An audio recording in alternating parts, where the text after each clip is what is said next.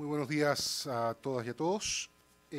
Vamos a dar inicio a esta conferencia de prensa con el lanzamiento del informe anual de nuestra institución, el Estudio Económico de América Latina y el Caribe 2018. Saludamos a los periodistas, distinguidos invitados que nos acompañan aquí en la sede subregional de la CEPAL en Ciudad de México, y también damos la bienvenida a los usuarios que están conectados ahora mismo a través del web streaming por Internet. La conferencia de prensa será encabezada por la secretaria ejecutiva de la Comisión Económica para América Latina y el Caribe, la señora Alicia Bárcena. Y están presentes también en esta conferencia el secretario ejecutivo adjunto de la CEPAL, señor Mario Chimoli, el director de la sede subregional de CEPAL México, don Hugo Beteta, y el director de la División de Desarrollo Económico, responsable de este informe, señor Daniel Titelman. Vamos a dar inicio a esta conferencia. Antes de entrar en el tema que nos ha convocado, la secretaria ejecutiva, señora Bárcena, quiere dirigirse a ustedes. Sí, muy buenos días a todos, a todas. En realidad yo lo que quería era aprovechar este momento para hacer un homenaje a Kofi Annan y que me acompañaran todos ustedes a unos momentos de reflexión en donde quisiera yo pues nada más decirles que creo que Kofi Annan nos dejó muy pronto, es una partida temprana y creo que desde los 24 años en realidad Kofi empezó a trabajar en Naciones Unidas. Yo tuve el enorme privilegio de ser jefa de gabinete de Kofi Annan en su último periodo y realmente para mí fue maravilloso estar junto a un hombre que dedicó 4 décadas de su vida a las Naciones Unidas en diferentes encargos que tuvo en toda la organización y sobre todo creo que él fue un pionero al asumir en 1997 como el primer secretario general proveniente del África Negra de Ghana, y realmente eso le dio un carácter muy especial a su mandato de 10 años. Así es que quería simplemente decirles que para mí hoy es un día muy especial. Él, por supuesto, falleció el sábado y la verdad es que él siempre tenía una gran serenidad y una gran alegría en realidad. Era un hombre alegre, un hombre que sabía muy bien medir los momentos con mucha energía. Su obra es muy vasta, su huella es muy profunda y creo que su figura perdurará siempre como alguien que nos inspiró en Naciones Unidas. Él siempre fue un hombre de diplomacia silenciosa que propugnó por la paz, que hizo grandes contribuciones a la organización. Así que si me acompañan, me gustaría que tuviéramos un minuto de silencio, por favor.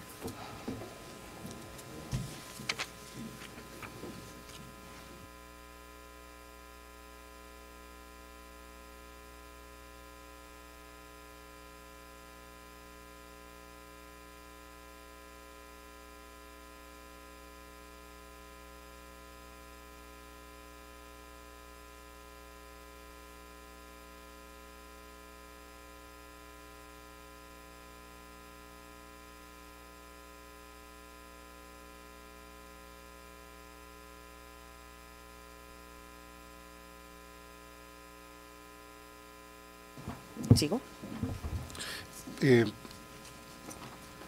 Muchas gracias, secretaria ejecutiva.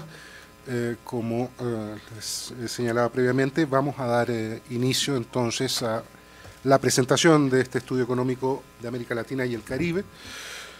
La secretaria ejecutiva va a hacer la presentación de este informe. Con posterioridad abriremos, por supuesto, la ronda de preguntas y respuestas para la prensa asistente. Secretaria ejecutiva, por favor. Muchas gracias. Primero que nada quiero saludar a algunos invitados especiales que tenemos el día de hoy con nosotros, a Patricia von Wartenberg de la Secretaría de Relaciones Exteriores. Muchas gracias, ella es directora general adjunta de Organismos y Mecanismos Regionales Americanos. Muchas gracias por estar con nosotros. Quisiera saludar a Adolfo Ayuso, que también nos acompaña, director de la Agenda 2030 de la Presidencia de la República, al maestro Shuni Giacomán Zapata, que viene en representación del licenciado embajador Luis Alfonso de Alba. Muchas gracias por estar con nosotros. Y desde luego quisiera saludar al embajador Carlos Cáceres, querido amigo, usted fue ministro de Finanzas además, así es de que aquí vamos a ver si estamos a la altura de la clase de los ministros de Finanzas. No, es una broma. Bueno, y desde luego saludar al embajador Nelson Rafael Olivero García, muchas gracias por acompañarnos, de la Embajada de Guatemala en México, y al embajador Leonardo Arriaga Schmegel, de la Embajada de Ecuador. ¿Dónde se me fue? No ha llegado todavía.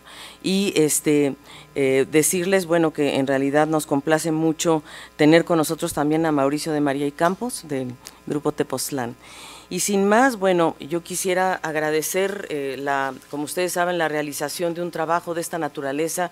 Es un trabajo colectivo, es un trabajo de equipo, y yo en realidad saludo muy especialmente a Daniel Titelman, que está aquí a mi izquierda, y a todo el equipo cepalino que están en las pantallas, porque este es un trabajo de toda la casa, y también pues Hugo Beteta y todo su equipo han sido centrales, y Mario Chimoli, que hoy nos acompaña, secretario ejecutivo adjunto de la CEPAL, y a todo el equipo de México, que también tuvo un papel extraordinario en la preparación de este estudio económico para América Latina.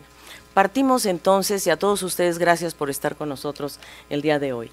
Vamos a ver el contexto global para el 2018 en síntesis o en unos breves palabras. Tenemos una dinámica de crecimiento mundial que se sigue manteniendo en torno al 3,3%, pero presenta una alta heterogeneidad entre los países. Si ustedes recuerdan, en 2017 hubo una sincronía de crecimiento. Más de 140 países del mundo crecieron al mismo tiempo. Esto ya no es el caso para 2018.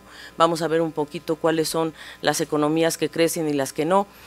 El segundo tema del contexto global que hoy nos caracteriza, y bueno, con los anuncios incluso de ayer y hoy más todavía, son las tensiones comerciales que están incrementando fundamentalmente incertidumbres.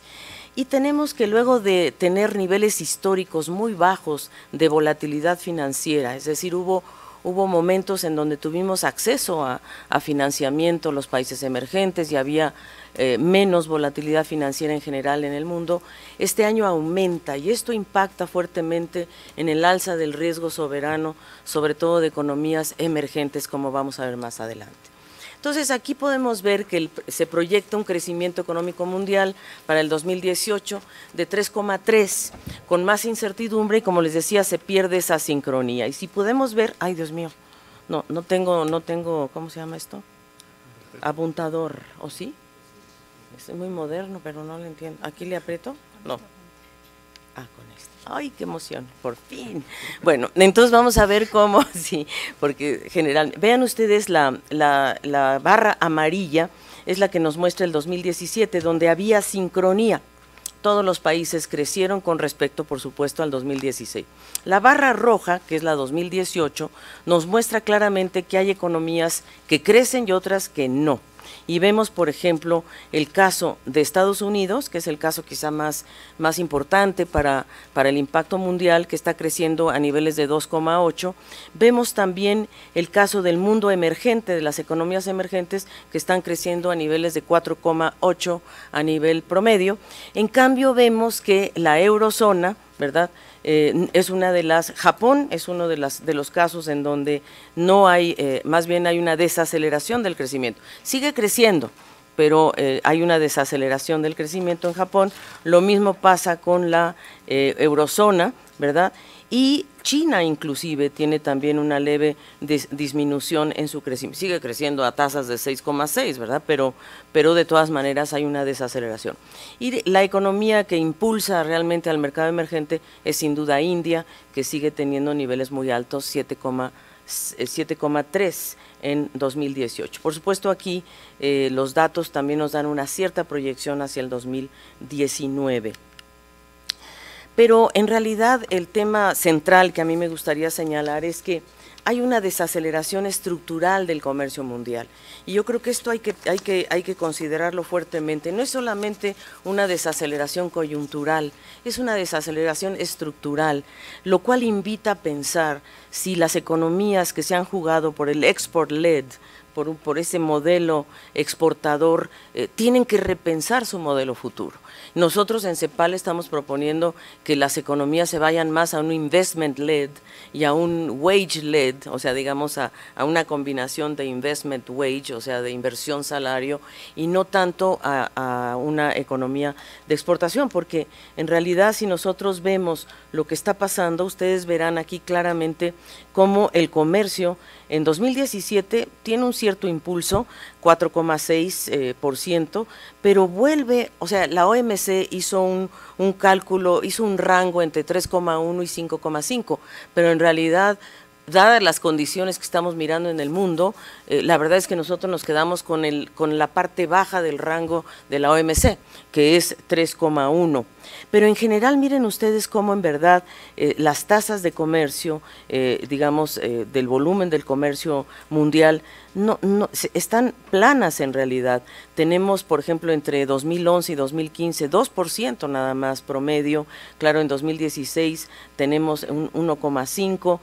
Vuelve a tener un impulso 2017, pero volvemos a tener los problemas que estamos viviendo hoy día, sobre todo de los conflictos comerciales. Nosotros creemos que es prematuro hablar de una guerra comercial, pero sí estamos viviendo conflictos comerciales de enorme importancia y sobre todo la relocalización de empresas, que es uno de los factores que está detrás de todo esto, que también tiene estos problemas. El otro gran tema que nosotros bueno, antes de dejar esta lámina anterior, digamos, hay cosas que han sucedido entre marzo y julio de este año que han marcado justamente este conflicto comercial. O sea, Estados Unidos subió los aranceles 25% del acero, 10% del aluminio, y ahí tenemos un grave problema. Quizá los únicos países que han podido en cierta medida manejar esta subida de aranceles es Brasil y Argentina, porque ellos han establecido cuotas muy específicas. Por ejemplo, Brasil tiene una cuota del 100% del periodo que exportó entre 2015 y 2017 de productos semiterminados de estos dos minerales, digamos, en tanto que tiene el 70% de productos terminados entre 2015 y 2017, pero no es el caso. Este es solo caso de Brasil y de Argentina, que lograron negociar una cuota, pero el resto de todos los orígenes, Europa, México, todos los demás, estamos sujetos a esta subida de aranceles. La sobretasa arancelaria que Estados Unidos anunció a los productos chinos de 25%, que asciende a 50,000 millones de dólares, China a su vez hace una retaliación y anuncia también sobretasas entre 10 y 25% de importaciones de Estados Unidos por igual valor, y nuevamente Estados Unidos vuelve a anunciar una sobretasa de 10% de importaciones chinas por 200,000 millones de dólares en caso de que China concretara esta retaliación. China decide iniciar un diálogo, pero Estados Unidos de todas maneras, entre ayer y hoy, anuncia nuevamente estos aranceles, subida de aranceles hacia China.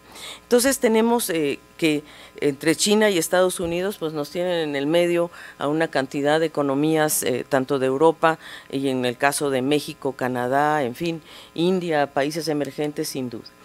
El otro gran tema que en 2017, que es un poco lo que comentábamos al principio, de que la volatilidad financiera que teníamos en 2017, que era históricamente baja en realidad, nosotros, estos índices que ven ustedes aquí, son índices muy importantes, son los índices que se llama el índice del miedo, ¿verdad? Este índice del miedo que fue elaborado por la Bolsa de Opciones de Chicago, que mide la volatilidad esperada para los próximos 30 días y se obtiene a partir de los precios de opciones de compra y venta de los índices de Standard & Poor's. Entonces, ellos establecen también dos índices, bueno, con base en este índice general, se establece el índice que tiene que ver con Europa y el índice que tiene que ver con los mercados o las economías emergentes. Pero en su conjunto esto nos refleja lo que se llama el índice del miedo, es decir, la sensibilidad que tienen los mercados para tomar riesgos, para, digamos, hacer inversiones, etcétera. Entonces, ¿por qué sube, digamos, tanto el índice a finales de, digamos, tenemos varios momentos en donde el aumento, por ejemplo, aquí tenemos el aumento el anuncio de tarifas del acero y el aluminio, por ejemplo. Este es un caso en el cual sube el índice del miedo, ¿verdad? Porque nadie sabe muy bien qué es lo que va a pasar.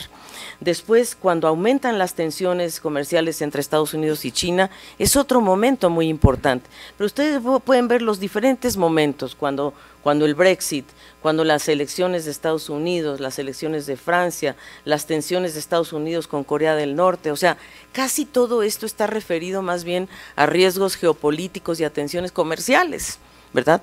Y entonces, pero ahí es donde se refleja digamos, el poco apetito de los mercados internacionales para invertir.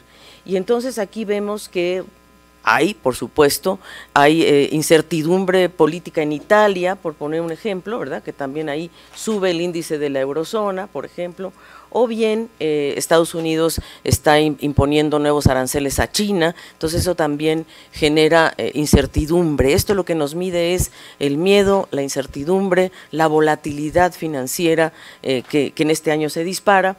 Y el otro elemento pues son los aumentos en la tasa de interés de la Fed, ¿verdad? Que ya hoy, por ejemplo, anunciaron que no se van a subir las tasas sino hasta septiembre, ¿verdad? Y ellos ya habían anunciado que quizás había un aumento de tasas ahora que están en Jackson Hole, pero acaban de anunciar que no lo van a hacer ahora sino hasta septiembre.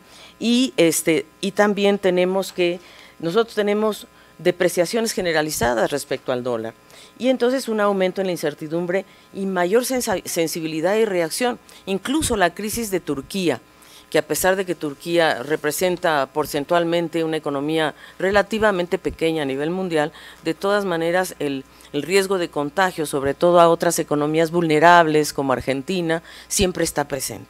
Y yo creo que, en síntesis, un dólar fuerte, tasas altas de interés y menor liquidez en el mercado, pues es lo que ha disparado, digamos, estos niveles de incertidumbre. Nosotros en CEPAL hemos hecho una combinación para poder entender un poco mejor cómo los flujos de capitales se están comportando hacia mercados emergentes. La verdad es que en 2017 se aumentan en forma sostenida la llegada de capitales, de flujos de capital hacia los mercados emergentes, pero ya vemos que empieza a disminuir ese apetito y nosotros en América Latina, que este es el caso, hemos hecho un proxy en donde lo que estamos evaluando realmente es de las reservas que tienen los países.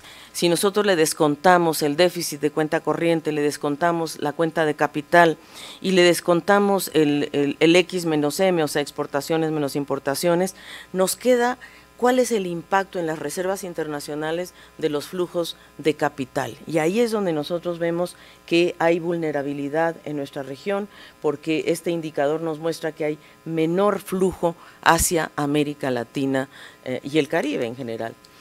El riesgo soberano, que es otro gran tema que preocupa, ustedes saben, este es el indicador, índice de bonos de mercado de mercados emergentes, y este índice aumenta a partir de febrero, ¿verdad?, de este año, sobre todo, venía bajando, ¿no? Nuestro riesgo soberano en la región era bastante, yo diría, bastante bueno, el riesgo realmente soberano era menor en el 2017 y de hecho pues muchas economías aprovecharon este buen momento para incluso emitir bonos, pero vemos nosotros que a partir de febrero esto comienza a deteriorarse prácticamente en todos los países, aumenta justamente esto es el índice de bonos de mercado, aumenta en un promedio de 497 puntos porcentuales y va desde el caso de Argentina, que quizás es el caso más complejo, ¿verdad?, hasta, bueno, el caso de Venezuela ni duda cabe, ¿verdad? Ese es el caso más dramático de toda la región, pero también hay casos como Ecuador, que también aumenta el riesgo por ser una economía dolarizada, por ejemplo, en fin. ¿Y ¿Qué es lo que esto nos resulta entonces? Nos resulta que América Latina en promedio, aquí no está considerado el Caribe porque no teníamos las cifras del primer trimestre de 2018, pero de acuerdo al comportamiento del primer trimestre y el segundo trimestre del 2018, nosotros vemos una tendencia interesante. Primero que nada, bueno, toda la América Latina habíamos venido de crecimientos negativos, ustedes recuerdan esa parte dramática, habíamos estado casi 2 años consecutivos con crecimiento negativo, comenzamos a repuntar en el crecimiento y por supuesto en 2017 ya tenemos un crecimiento de 1,2 más o menos y en este año esperamos un crecimiento de 1,5%. Pero lo interesante es ver yo diría la divergencia o en cierta forma las diferencias importantes entre las subregiones. Sudamérica tiene una leve desaceleración en Sudamérica, ocasionada fundamentalmente por Argentina, y tenemos que en tanto México, Centroamérica, tienen un pequeño repunte, es decir, le va mejor a México y a Centroamérica que a Sudamérica en 2018. A pesar de que vamos a ver más adelante, tenemos problemas con los términos de intercambio en Centroamérica, pero aún así la evolución de la actividad económica en estos trimestres, en este trimestre ha sido bastante heterogénea, pero como vemos en Sudamérica, yo diría que las economías Chile, Colombia, Perú se han recuperado, pero Argentina, Brasil y Venezuela se han deteriorado, ¿verdad? En tanto que México y Centroamérica pues han tenido un mejor desempeño. Y aquí pues precisamente por esa razón quisimos desagregar el tema de la demanda interna, que es lo que está impulsando al crecimiento en la región. Y nosotros vemos que en la composición de la demanda interna siempre vamos a tener un mayor componente del consumo. El consumo en todas las subregiones es quizás la variable más importante en la demanda interna. Pero vemos también un comportamiento interesante de la inversión, que es la parte roja de la composición de la demanda, y vemos que hubo un cierto impulso de la inversión en la región y de las exportaciones. O sea, consumo, inversión y exportaciones son las 3 variables que impulsan el crecimiento en nuestra región. Y por otro lado vemos México y Centroamérica, en donde la inversión juega un papel menos relevante. En realidad es un impulso, digamos, no se recupera con relación a años anteriores, es una inversión muy pequeña, incluso en México cae la inversión, eso vamos a ver un poquito más adelante. En tanto que en América del Sur la inversión crece un poco más y crece fundamentalmente atada al tema de los commodities, ¿no? Como los commodities mejoran un poco los precios, entonces vemos como sí hay un cierto, pero en general lo que impulsa más es el consumo. El déficit en cuenta corriente en general se mantiene, se amplía levemente, eso es el tema, ¿no? Se amplía de menos 1,4 a menos 1,6, ¿5 o 6? No veo, 6, sí. Y fundamentalmente lo que nosotros vemos es que hay, por cierto, si lo desagregamos nuevamente entre subregiones, el desempeño de América del Sur en términos de cuenta corriente es mejor que el de América Central y México. En América Central y México, por los términos de intercambio, que este año nos pega muy duro en Centroamérica sobre todo, pero lo que más impulsa en realidad a la cuenta corriente son las transferencias corrientes, que son las remesas.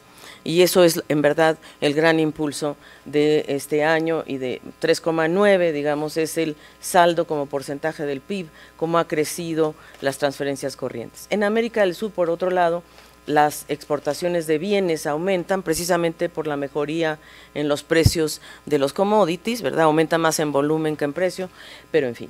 Y en el Caribe no tenemos la última cifra, pero igual aquí entonces podemos ver que quizás lo que siempre nos toca por negativo pues es el balance de renta, que es donde está fundamentalmente las utilidades a la inversión extranjera directa y el pago de intereses por deuda externa, que eso sí ha aumentado en forma importante.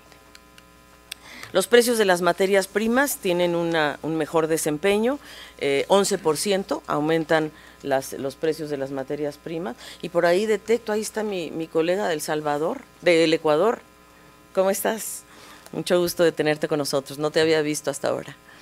Bueno, los precios de los commodities mejoran 11%, pero el más importante es sin duda el petróleo, que aumenta 30% en el 2018, y eso pues tiene un impacto importante. Los alimentos un 4%, los minerales y metales es una mezcla, porque mientras algunos suben, otras bajan, o sea que ahí, y también en el caso de los alimentos, ¿verdad? El café es un caso, mirándolo directamente, embajador, pero bueno, y realmente vemos que en el caso de los metales pues también hay un comportamiento diferenciado, ¿verdad? Tenemos que el cobre tiene una cierta oscilación, estaba en 2.68, se espera que este año llegue a $3 la libra, 3,06 centavos la libra en 2018, para que se incremente un tanto, pero en tanto el hierro ha caído casi un 1%, en fin. Entonces en minerales y metales hay una situación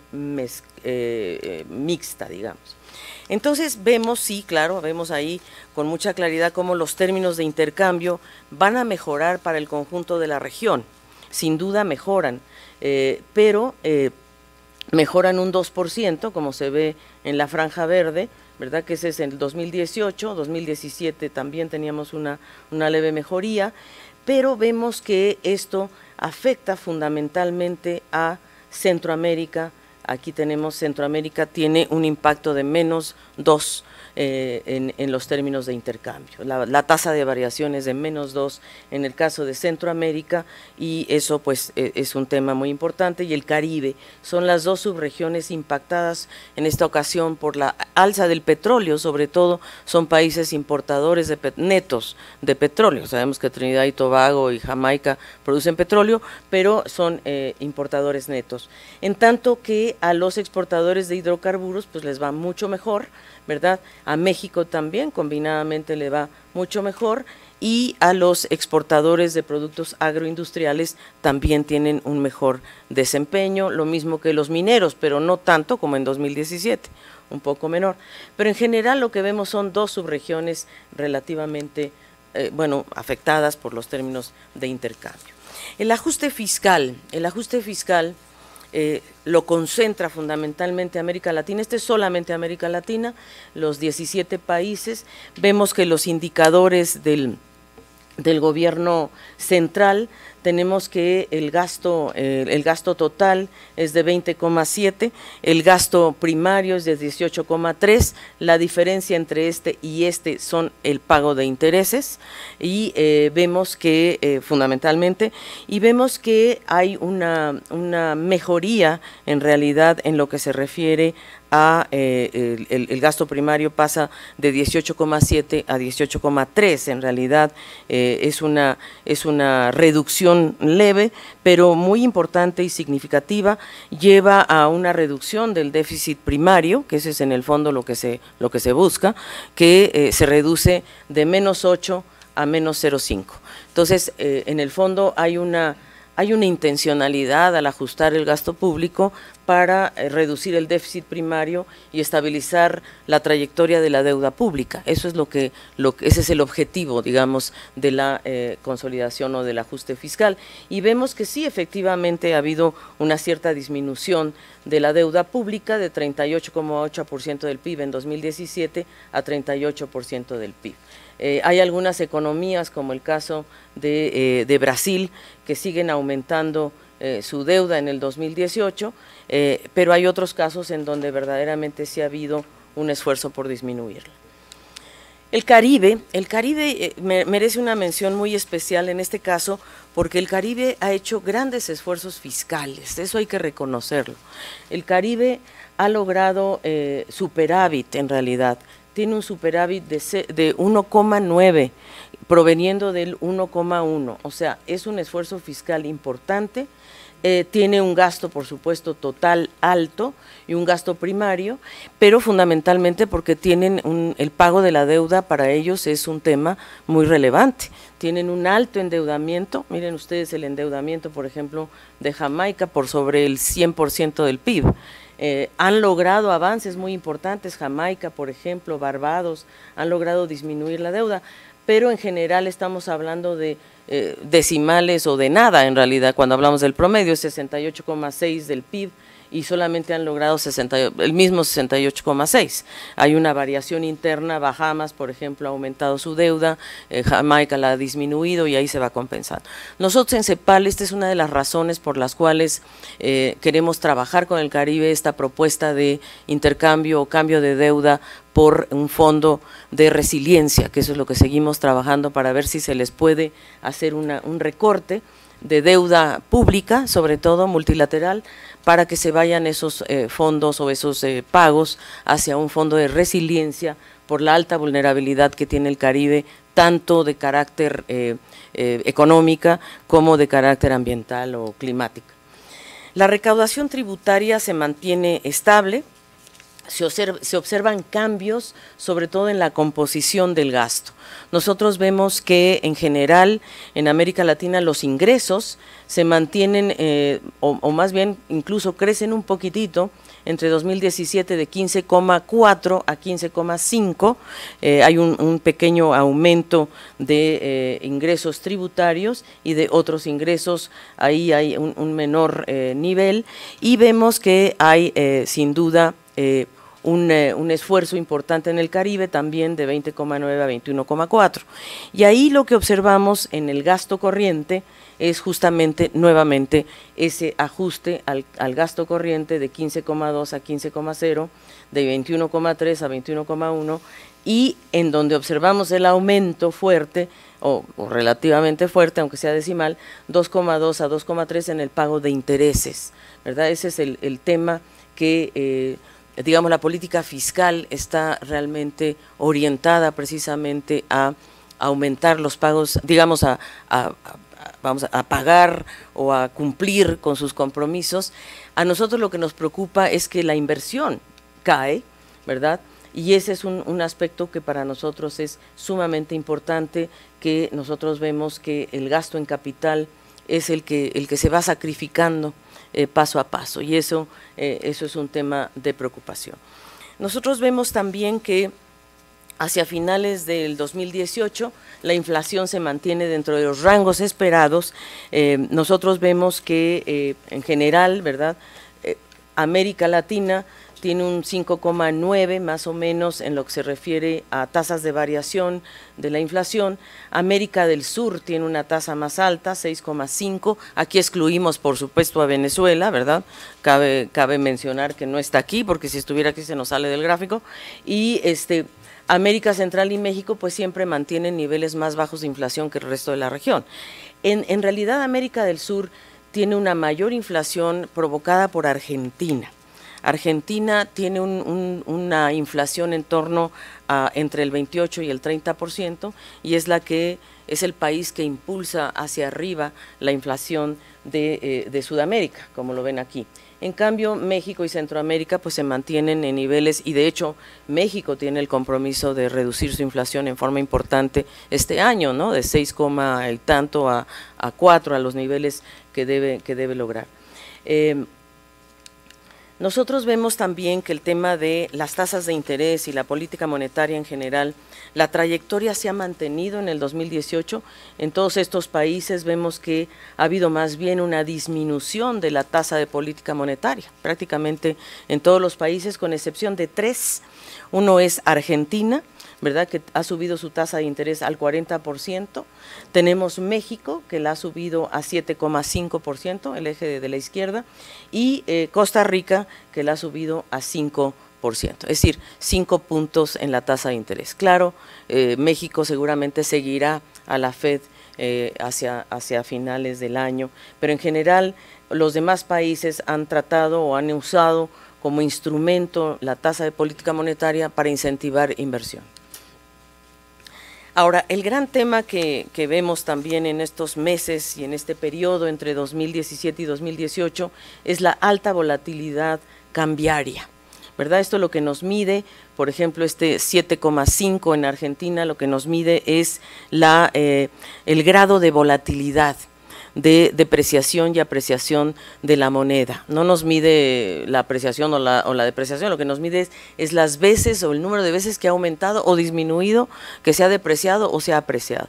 En general en la región ha habido una depreciación de las monedas con algunas excepciones, ¿verdad? Las excepciones son Colombia y Costa Rica, que son los únicos dos países de la región que han apreciado su moneda, pero en general ha habido más bien una depreciación. Pero lo que más refleja este índice es la volatilidad. Entonces, la verdad es que Argentina tiene una gran volatilidad, Brasil le sigue, México también está por ahí, y yo diría que los más estables, pues está Colombia, está por supuesto Uruguay, bueno, Paraguay sin duda, ha tenido un muy buen desempeño de exportaciones Paraguay este periodo, en fin.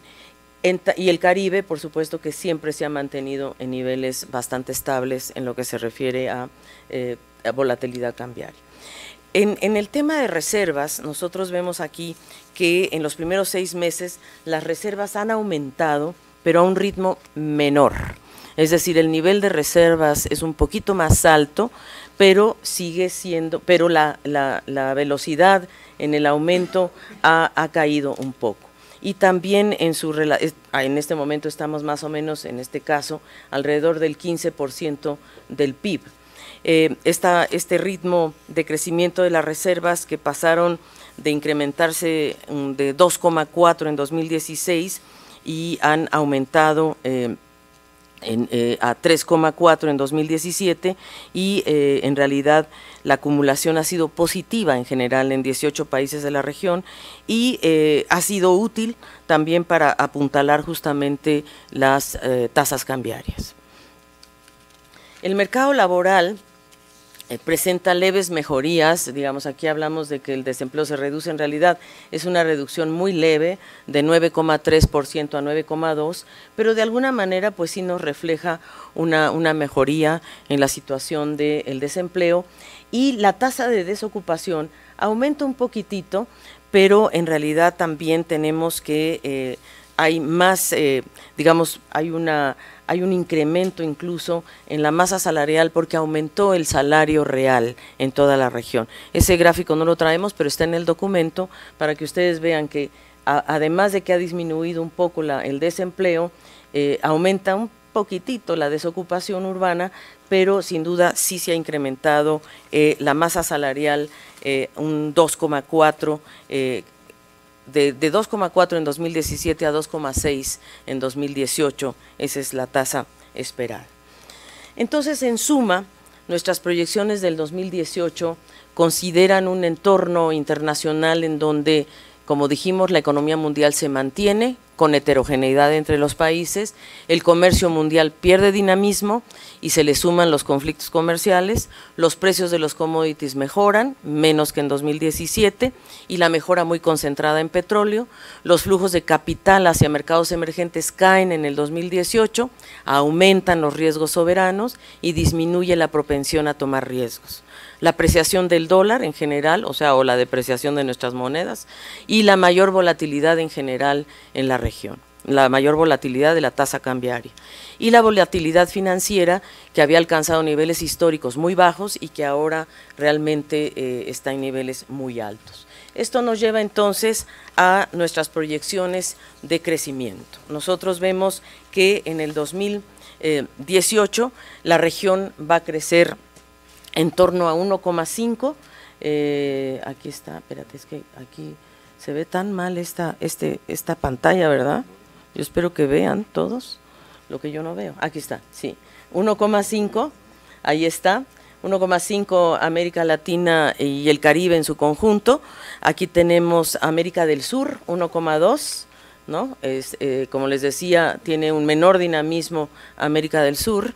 Luego tenemos América Central y México, que tiene un 2,5, tomando las juntas, y América Central, que tiene un 3,4. Entonces, en síntesis, la verdad, le va mucho mejor a Centroamérica que al resto de la región. Y las economías más dinámicas son, sin duda, República Dominicana, Panamá, Paraguay. Como les decía, Paraguay tuvo muy buena época o muy buena cosecha de soya y eso le subió mucho el crecimiento. Bolivia sigue siendo una economía muy interesante porque Bolivia no ha bajado o ha bajado poco, sigue siendo una economía que invierte. La inversión pública en Bolivia tiene un papel muy relevante y muy importante. Chile también se recupera en forma muy importante de 1,5 a 3,9, eso tiene que ver con el precio del cobre, por supuesto, y con mayor inversión de parte del sector privado. Entonces tenemos que en general en 2017 la región crecía 1,2, este año es 1,5, América del Sur es la menos dinámica, América Central la más dinámica con 3,4 y América del Sur, como les decía, 1,2 y el Caribe que se queda en 1,7. Y las dos economías que tienen crecimiento negativo es Dominica, que se vio muy afectado por los huracanes, y Venezuela, que como ustedes saben, pues ha tenido un desempeño bastante complejo en la economía. Bueno, perdón, por supuesto, ¿dónde está mi querida Argentina? Argentina. Fíjense ustedes que Argentina, la expectativa de Argentina era, el año pasado Argentina creció 2,9, este año va a tener crecimiento negativo de menos 0,3 y es una de las economías justamente que impulsa hacia la baja en el caso de Sudamérica, porque es una economía relativamente grande. Entonces, vemos que hay un ajuste a la baja. Nosotros en CEPAL habíamos proyectado un crecimiento de 2,2, la verdad habíamos sido muy optimistas ya en abril de este año, ahora nos quedamos con el 1,5 y vemos que, bueno, pues hay diferencias muy importantes entre las subregiones y estas tres economías que definitivamente se van a crecimiento negativo. Quiero hacer una pausa aquí porque el estudio económico, como siempre, nosotros presentamos todo un primer apartado de coyuntura y la segunda parte del estudio, que son los capítulos 2, 3 y 4, analizan un tema que para nosotros es fundamental, que es la inversión. Nosotros centramos el análisis del estudio en la estructura, es un análisis estructural de la inversión en América Latina y el Caribe para el periodo 1995-2017. Y ahí lo que vemos es que la dinámica de la inversión es clave para entender el ciclo económico y el crecimiento de mediano y largo plazo. Es decir, si nosotros hoy ajustamos la inversión, que es lo que estamos haciendo en realidad en América Latina hoy, eso compromete de alguna manera el crecimiento de mediano y largo plazo. Es lo que tratamos de demostrar aquí de manera empírica. El documento está presentando hechos estilizados en la evolución de la inversión en 3 periodos, que ahorita vamos a ver cuáles son, a nivel agregado, a nivel sectorial y a nivel de empresas, porque es la primera vez que hacemos una encuesta a empresas para ver el comportamiento de la inversión a nivel, creo que son 2.400 empresas que fueron consultadas para ver cuáles son sus problemas para poder invertir. Y el segundo, también hicimos un análisis empírico de los determinantes de la inversión. ¿Qué es lo que determina la inversión? ¿Qué es lo que hace que se invierta o no en determinados países? Y lo hicimos para Argentina, Colombia y México. Analizamos también las características del ciclo de la inversión. En realidad demostramos ahí, aunque no trajimos toda la información porque si no sería muy largo, demostramos que la región siempre recorta más la inversión en los ciclos de baja de crecimiento que cuando recupera crecimiento, o sea, nunca llega a compensar. Recorta más la inversión cuando el ciclo económico va a la baja que cuando el ciclo económico va a la alza y no compensa en todo caso las cifras de inversión. Y analizamos también los determinantes a nivel macroeconómico y microeconómico. Justamente la micro se hace a partir de estas encuestas a las 2.400 empresas. Entonces vamos a ver, en las últimas 2 décadas nosotros vemos claramente que la inversión muestra un crecimiento tendencial y una posterior desaceleración, ¿no? En realidad, esta es la tendencia, va hacia arriba, ¿verdad? Y tenemos 3 periodos muy claros, uno en donde la tasa de crecimiento de la inversión era de 2,6 entre 95 y 2002, después tuvimos un repunte muy importante entre 2003 y 2012, ¿verdad?, de 5,8, y después una caída entre 2013 y 2017. Esta caída es la que a nosotros nos preocupa, porque en realidad ahí es donde comprometemos el crecimiento de mediano y largo plazo. En general podemos decir que entre 95 y 2013, en estos 2 periodos en particular, la inversión aumentó de 18,5 al 20,7%. Aún nos encontramos muy por debajo de tasas de inversión de China o de Europa, en realidad, pero digamos mejoramos un poquitito. Pero después disminuimos entre 2013 y 2017 en forma muy importante, un menos 1,9. En este periodo se lograron cerrar algunas brechas importantes entre Europa y América Latina, ¿verdad? De alguna manera fuimos cerrando brechas con respecto a otras regiones. En general, entre Europa y Asia Central, la región pudo cerrar esa brecha de 2,4 a 1,2, en Asia Oriental de 7,4 a 5,6, pero aún miren ustedes, es una distancia enorme aún la que tenemos con Asia, y desde luego con el Medio Oriente y Norte de África y con Estados Unidos. O sea, sí logramos cerrar un poco la brecha entre 95, que era muy alta, y el 2016, ¿verdad? Logramos disminuir esta brecha, especialmente, bueno, por supuesto con el Medio Oriente y África, un poco menos con Asia y el Pacífico, y bueno, yo diría casi el doble con Europa. Ahora, lo importante de la inversión no es solamente la participación, lo que nos importa aquí es cuál es la composición de la inversión, en dónde estamos invirtiendo.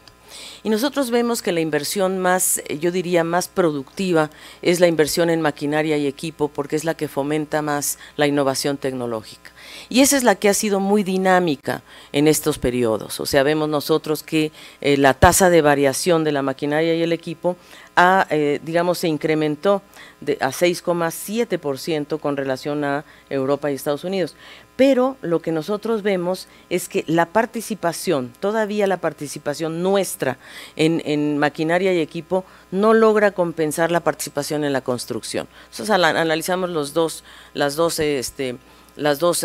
en cierta forma componentes de la formación bruta de capital fijo, que es la construcción y la maquinaria y el equipo, y vemos que aún todavía América Latina tiene menor participación de maquinaria y equipo con respecto a construcción. Si lo comparamos con otras regiones como Europa o Estados Unidos, pues todavía tenemos que cerrar aquí una brecha importante, pero fue más dinámica, eso sí, es decir, fue más dinámica que la construcción en América Latina.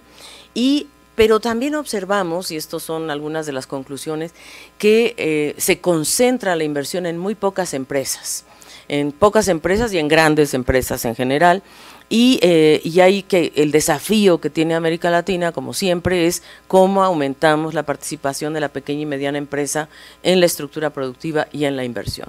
Y por eso entonces nos fuimos a esta muestra de empresas, en realidad son 2.228, ni tú ni yo, ¿verdad? 2.228 empresas en Argentina, Brasil, Chile, Colombia, México y Perú, que nos indica que el 10% de estas concentra más del 70% de la inversión privada, es decir, que muy pocas empresas concentran el 70%, o sea, nos comprueba la hipótesis que estamos planteando, de que está muy concentrada en pocas empresas y las más grandes. En general, el documento lo que intentamos nosotros demostrar es que es muy importante que la región tenga una mirada estratégica de la inversión pública y que revierta su caída. Nosotros vemos que en el 2009, que son los puntos azules, ese era el nivel de inversión, y en el 2017 pues baja la inversión. La línea amarilla nos muestra cuál es el promedio de la inversión en el 2000, y el promedio de la inversión, digamos a costos del 2000, es de 4% del PIB anual. Si nosotros queremos cerrar la brecha de infraestructura, nada más de infraestructura, si quisiéramos cerrar esa brecha dentro de la región, con respecto, por ejemplo, a Europa, vamos a decir, tendríamos que invertir 6,6% del PIB, es decir, estamos realmente al debe en materia de inversión pública y desde luego apuntalar la inversión pública implica la provisión de bienes públicos, porque la inversión privada no llega a la provisión de bienes públicos en general, y atraer inversión privada, lo que se llama el crowding in. Entonces, eso es lo que nos parece sumamente importante. Y bueno, traemos el ejemplo de México, que es un ejemplo muy importante para nosotros. Nosotros vemos cómo la inversión en México en términos reales cayó 5% entre el 2012 y el 2017. Y esto es algo que ha jugado en contra de poder mantener tasas altas de crecimiento. Siempre nos estamos quedando en el 2%, en el 2,2%, en el 2,0%, o sea, no logramos ir más allá, porque realmente México tiene una tasa de inversión relativamente baja y creemos en el 2016, estaba por aquí, y ha caído 5 puntos en términos reales en este periodo. Y eso en verdad es muy importante. Aquí lo estamos comparando a México con el resto de los países de la OCDE. Y en verdad la inversión del gobierno como porcentaje del PIB pues es relativamente baja. ¿Y por qué es importante? Porque aquí hicimos un análisis histórico desde los 60 en México, pero esto quizás, y lo vamos a hacer para toda la región, porque en los 60 México crecía a una tasa de 5,8%. Y el componente más dinámico, bueno, el más dinámico siempre es el consumo, 4,7%, pero uno de los componentes más dinámicos de ese periodo era la inversión, 1,1%. En los 70, 6,3% llegó a crecer México. Entre 1970 y 1981 creció 6,3%, o sea, la economía puede crecer, da para ello. Y la inversión pesaba 1,5% del PIB. Sin embargo, después viene la crisis de la deuda y la inversión se viene para abajo y, por supuesto, todas estas décadas que fueron muy complejas en general para la región. En el 2009 cae la inversión a menos 2,1% por la crisis, todos estamos conscientes que ahí fue la crisis mundial, pero miren, entre 2010 y 2015 México sigue en niveles muy bajos, que es 0,5% del PIB. Es decir, no logramos avanzar lo suficiente para llegar a tasas más altas de crecimiento. Tiene un papel muy relevante. Por supuesto, las exportaciones en México quizás es el factor más dinámico en este periodo. Bueno, normal, porque este es quizás el componente de la demanda que más ha aumentado en México. Y en general, si queremos analizar los determinantes de la inversión, que es muy importante para el diseño de políticas públicas, porque, a ver, no hay una política única, no hay un modelo único para inversión.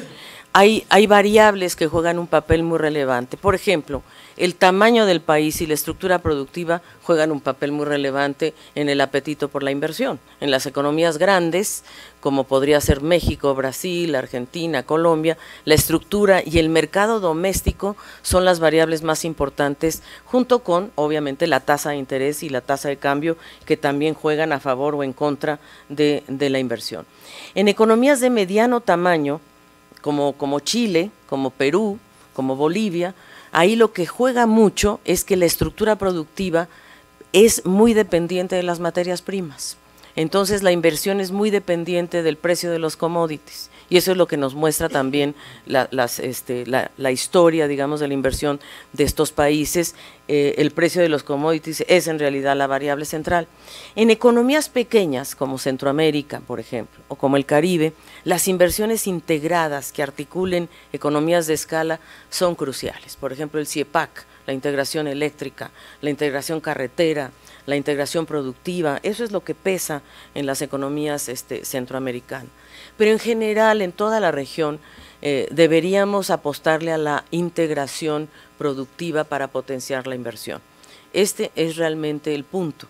Es decir, hoy por hoy la integración regional no va a pasar necesariamente por la exportación de bienes y servicios, nada más, va a pasar mucho más por el lado de la integración productiva, que en el fondo el Tratado de Libre Comercio de Norteamérica es un tratado de integración productiva, más que un tratado, además de un tratado de bienes y servicios, pero es más bien un tratado de integración productiva. Y bueno, en síntesis, con relación a la inversión, la verdad es que nosotros postulamos, creemos y seguiremos presionando porque la región reactive la formación bruta de capital fijo si quiere alcanzar niveles más altos al mediano y corto y largo plazo. La región ha mostrado una trayectoria creciente entre 95 y 2013, nos ha permitido cerrar brechas respecto a otras regiones, pero a partir del 2013 se registra una disminución de la inversión. Y eso tiene que ver mucho con justamente estos ajustes fiscales, reduce la inversión pública y además de aumentar el volumen de inversión, la región tiene el desafío de cambiar la composición. Deberíamos ir más hacia maquinaria y equipo, que es la que contribuye más a la innovación tecnológica. Creemos que se requiere una mirada estratégica. Aquí estamos hablando de inversión pública y privada, pero creemos que la inversión pública debemos tener una mirada estratégica porque es la que va a promover los bienes públicos y por lo tanto la que va a cerrar brechas de desigualdad, por ejemplo territoriales o incluso dentro de ciudades, y para atraer la inversión privada y para impulsar la inversión de las pymes y revertir esa elevada concentración en pocas y grandes empresas. Eso es, queridos amigos, colegas, lo que les presentamos el día de hoy y nos ponemos a disposición para sus preguntas.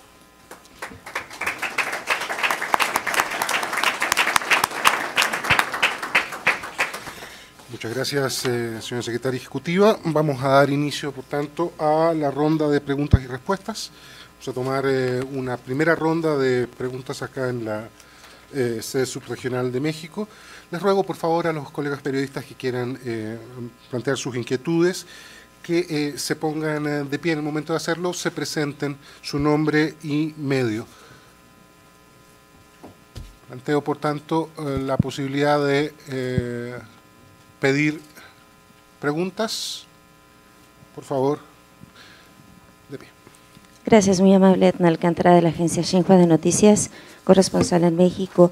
Primeramente, bueno, me gustaría saber entonces cómo quedaría la proyección sobre todo lo que exponían que en Sudamérica, que pues es la región dentro de este continente, bueno, que va a tener menos proyección, cuál sería la recomendación que hace la CEPAL en este sentido.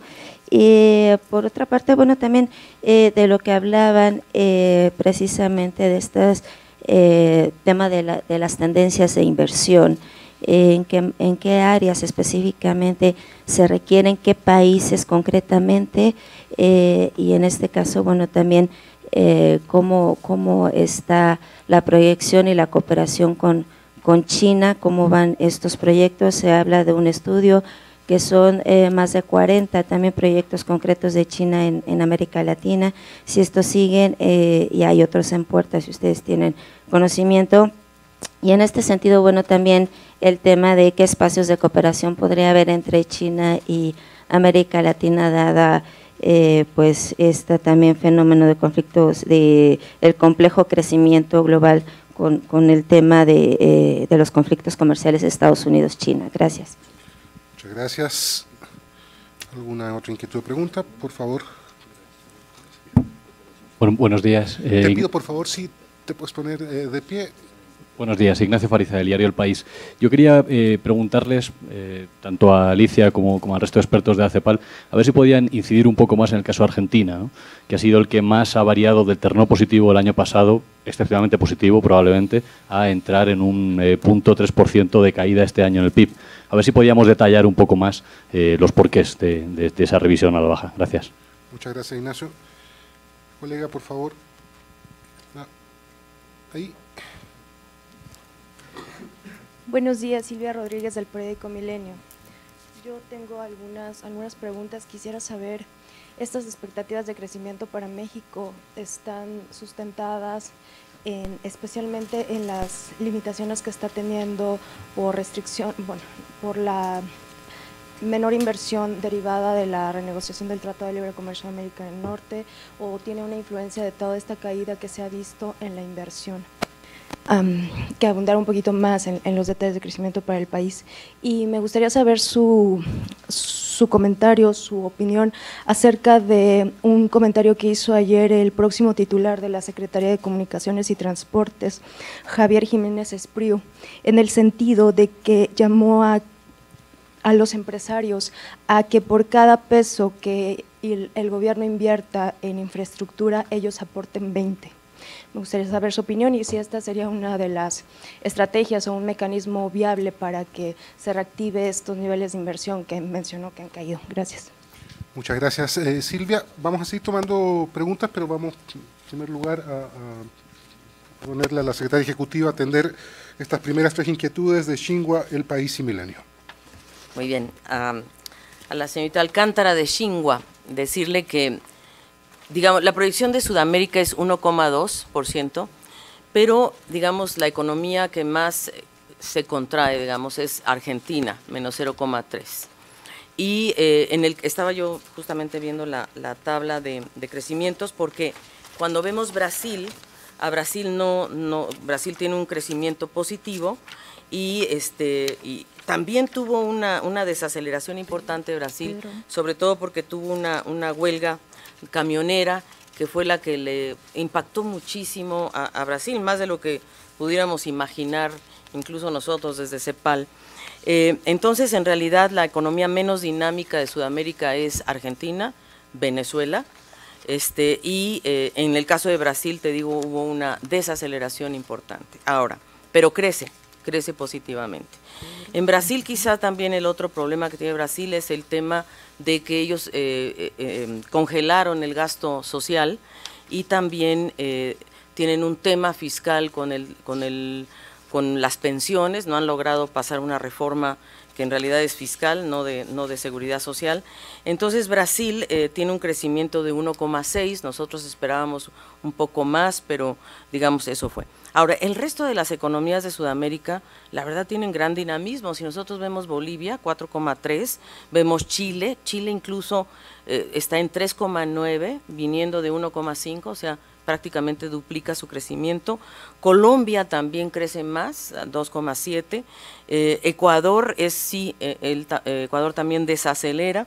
Paraguay se queda a niveles de 4,4 y Perú 3,6, o sea, y Uruguay también 2,3, bastante estable. Entonces, en realidad aquí el gran tema es Argentina, que ahorita lo vamos a responder a Ignacio y creo que se puede beneficiar todos ustedes de las respuestas. ¿Cuáles son las áreas de oportunidad con China?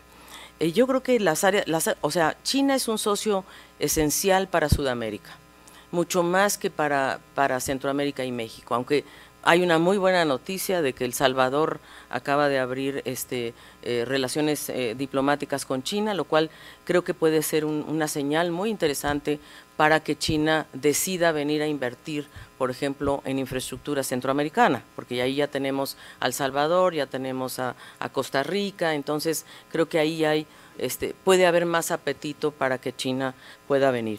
En Sudamérica, los grandes temas que se han abierto a la inversión, o sea, la verdad es que, vamos a ver, China es uno de los socios comerciales más importantes de Sudamérica y el comercio entre China y la región se ha incrementado casi 200 veces en una década y media, digamos, o casi una década más bien, pero se está reorientando gran parte de la relación con China hacia infraestructura ferroviaria, fundamentalmente, la intención de conectar Brasil con Perú a través de un ferrocarril que permita sacar a la soya más rápidamente y a menor costo para ellos, pero también que va a ejercer un punto muy importante de conectividad. El mercado digital, China está empezando a invertir en infraestructura digital, por ejemplo en Chile, ¿no?, para conectar el país con el sur, y también en cooperación en ciencia y tecnología. Entonces, creo que los 3 elementos es conectividad aérea, fluvial, digital. Nosotros, la región, ha estado evaluando si debemos formar parte o no del gran proyecto chino de la Franja y la Ruta, en donde China ha comprometido recursos muy importantes. China nos está invitando a ser parte del consejo directivo de la Franja y la Ruta, a nosotros, a la CEPAL, justamente porque consideran que es a través de la CEPAL como han podido conocer un poco más la región. Son vecinos distantes de alguna manera o son países distantes, pero y esto les interesa mucho, la conectividad, el mercado digital, ampliar su frontera en cierta medida hacia la región. Nos ven además como un gran potencial productor de alimentos. China tiene 1.400 millones de habitantes, un territorio de 9.000 millones de kilómetros cuadrados, solo el 6% de las tierras chinas son arables, entonces pues para ellos es un gran desafío la seguridad alimentaria y ven a nuestro continente como una opción. En el tema de Argentina, yo le voy a pedir a Mario o a Daniel, parte de Mario, porque ellos son locales, Mario es local, así es que él te puede contar. El caso de Argentina, gracias por la pregunta, creo que es un cóctel complejo, o sea, una situación de atraso cambiario con fuerte incremento de precios y un contexto de una acelerada apertura con fuerte movilidad de capitales, quizás produjo una situación en un contexto global difícil que es difícil de manejar y difícil de implementar. Es evidente que en una situación con un retraso cambiario de ese tipo y un incremento de precios que oscilaba en torno a un 23-24%, dado también la dificultad del contexto, es difícilmente manejable. Y se necesita liquidez. Y para obtener la liquidez en una situación, en una dinámica, digamos, del presupuesto fiscal como estaba puesto Argentina, llevan a la necesidad de buscar acuerdos, y los acuerdos llevan a un proceso histórico complejo que tiene en la memoria del país situaciones difíciles. Entonces, digamos, es un cóctel de manejo de precios que es difícil y complejo, una situación internacional que no se le muestra al país fácil de manejar, y una historia específica que hay que tener presentes, esas cosas no cambian. Nosotros pensamos que esas son situaciones que llevaron a la explosión que hubo recientemente, y es probable que si la situación de liquidez se maneja, podemos tener quizás un primer trimestre el año que viene positivo, pero que tampoco es fácil manejarla. Digamos que es un cóctel complejo. Yo no sé si Daniel quiere agregar algo sobre esto. Sí, claro. Gracias, Mario. Bueno, el caso de Argentina cerró el año pasado con un crecimiento de 2,9%, que era un crecimiento bastante bueno, y el primer trimestre de este año también tuvo una buena trayectoria, creciendo trimestre del 2018 comparado con el trimestre de 2017, primer trimestre casi un 3,6%.